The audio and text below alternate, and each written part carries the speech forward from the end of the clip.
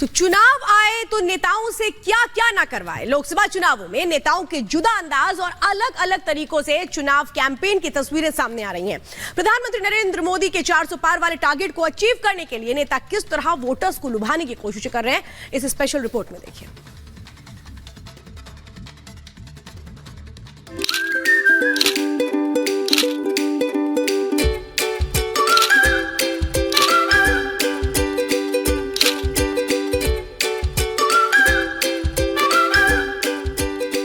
चिलचिलाती धूप खेतों में फसल काट रहा है,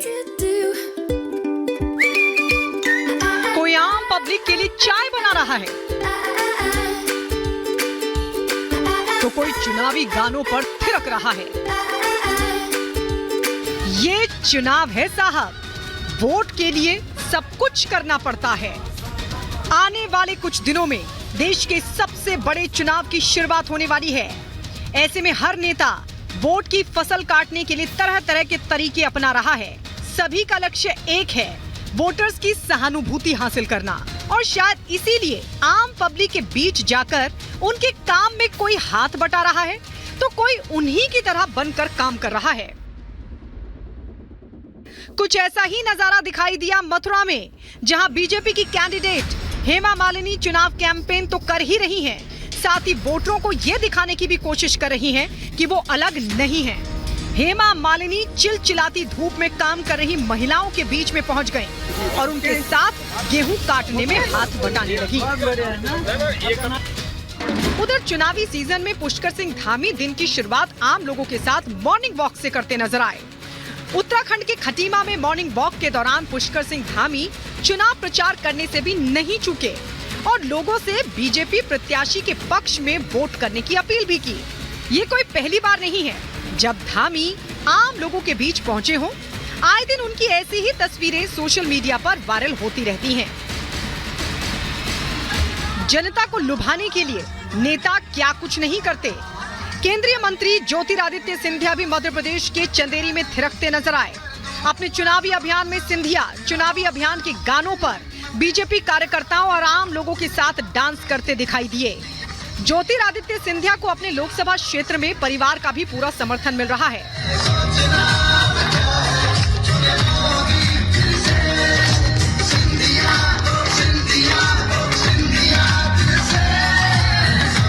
आर्यमान सिंधिया भी अपने पिता के नक्शे कदम पर चलते हुए बीजेपी के लिए प्रचार में जुटे हैं।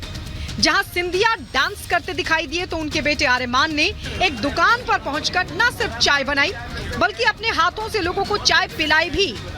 चंदेरी की सड़कों पर सिंधिया राजघराने के युवराज को देखकर लोग काफी खुश दिखाई दिए। इस दौरान आर्यमान के समोसे तलने का वीडियो भी सोशल मीडिया पर तेजी से वायरल हो रहा है। चुनावी माहौल किस तरफ है अगर ये समझना हो तो चाय की दुकान से अच्छी कोई जगह नहीं है।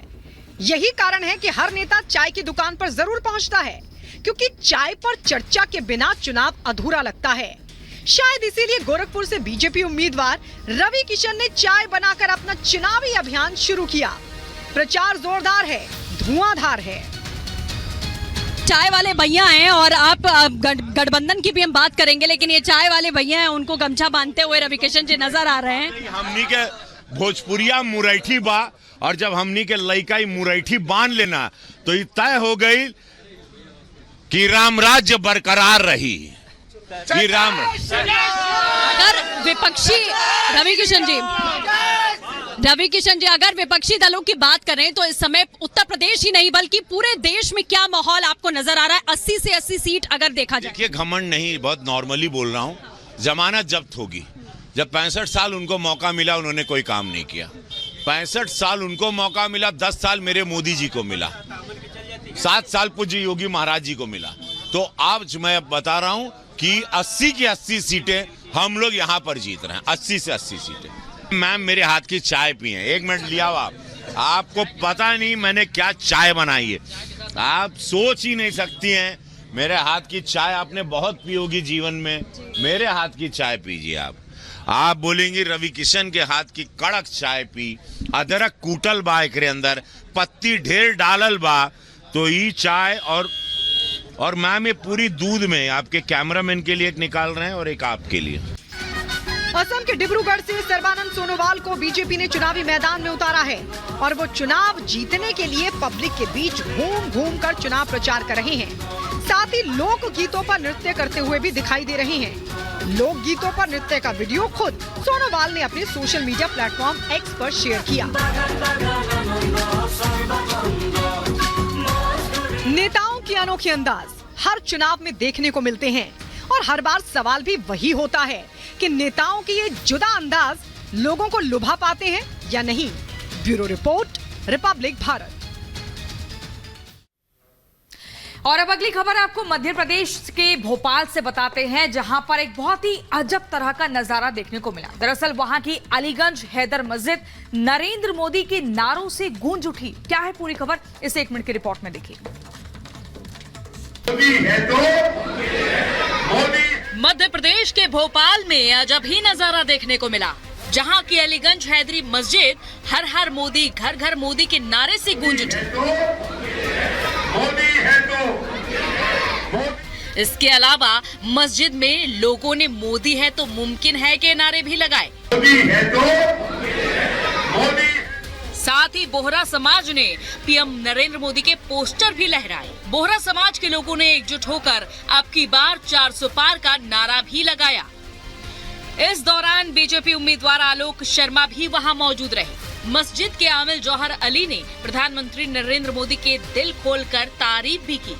लोकसभा चुनाव के लिए पीएम मोदी इन दिनों पुरजोर तरीके से तैयारियों में जुटे हुए हैं।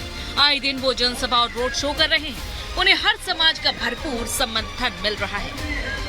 Bureau report, Republic Bharat.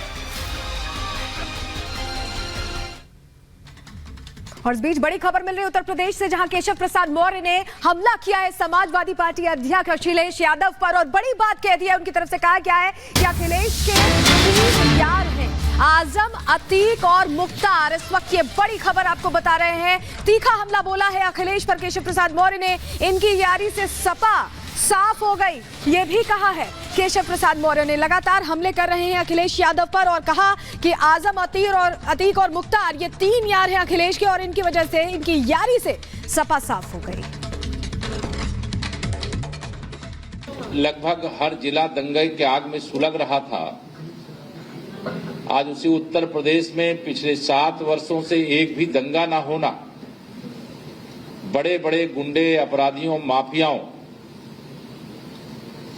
के खिलाफ कठोरतम कार्रवाई की गई, जेल भेजा गया, कानून के माध्यम से उनको सजा दिलाने का काम हुआ।